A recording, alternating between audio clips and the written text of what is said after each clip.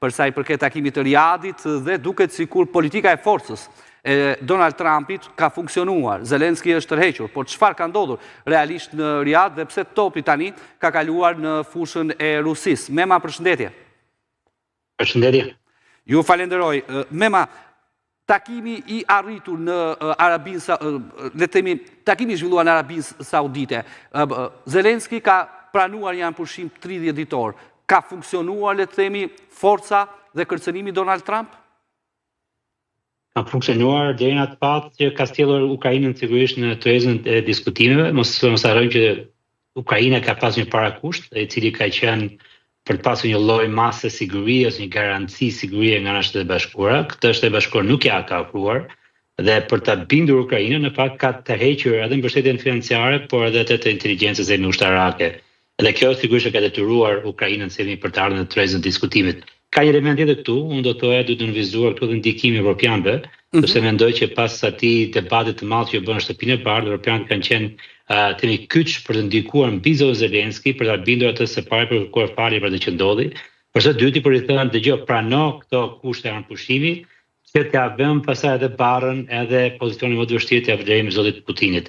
Sepse siç u paremërua edhe nga Shtëpia e Bardhë pastaj, nëse Rusia nuk vepron siç duhet në kundërpërgjigje këtij oferte anëpushimi, pastaj do ketë masa shtrënguese nga ana Shtetet e Bashkuara. Gjithsesi, ende nuk dihet se çfarë marrëveshje, le të themi, ka pranuar Zelenski. Ai shpesh ka përsëritur se nuk cënohet sovraniteti i Ukrainës. Ja, dim pak a shumë se çfarë ka pranuar së pari një anëpushim në të gjithë vijat, jo vetëm në ajër dhe në vijat detare, por edhe në vijën territoriale. Kjo është pra elementi i parë.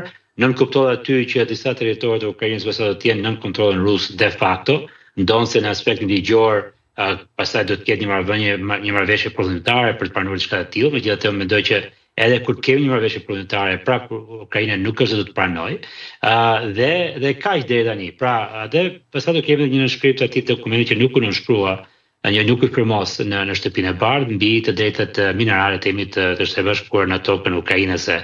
Elementet tjerë pastaj sigurisht mund të jenë aty brenda, por nuk është se dokumenti vetë përbën diçka shumë të thellë, sepse është thjesht bëhet fjalë për një anëpushim 30 ditor, të cilën Ukraina të kaluar në fakt nuk e ka pranuar, sepse ka pretenduar që Rusia do të përdorë këtë kohë për të armatosur dhe për të përforcuar. Rusia bën një argument nga ana tjetër, kështu të shikojë se çfarë do ndodh. Ajo që di me siguri është që pavarësisht çfarë Rusia e Shtetet e Bashkuara kanë rënë dakord në Xheda të Arabisë Saudite, Rusia do të ketë një kundër propozim që të përfshijë këtu gjithashtu edhe përjashtimin e mundësisë së Ukrainës në NATO. Pra, do të shtojë disa kushte të tjera që Ukraina më pas duhet i përgjigjet nëse Rusia në fakt i përgjigjet pozitivisht kësaj oferte. Në rast se Rusia i përgjigjet pozitivisht kësaj oferte, Mema, mund të themi që Donald Trump ka arritur fitoren e parë në politikën e jashtme dhe më pas radhën mund ta kenë Grenlanda apo kanali Panamas dhe Kanadaja për t'u bashkuar. Do të thoya që ndikimi i Trump në këto 50 ditë ka qenë i thellë në politikën e jashtme, ashtu si në politikën e brendshme, pra nuk kemi nevojë të presim për këtë marrëveshje, sepse në fakt ka ndryshuar relatat midis kombeve, midis të bashkuar dhe kombeve, por edhe midis vetë kombeve, ka ndikuar në politikën e brendshme të disa vendeve, përfshi këtu Grenlandën, sikurse edhe zgjedhjet e fundit në brenda partisë së majt në Partisë Liberale në Kanada. Pra ndikimi i politikës së zotit Trump tashmë është evident.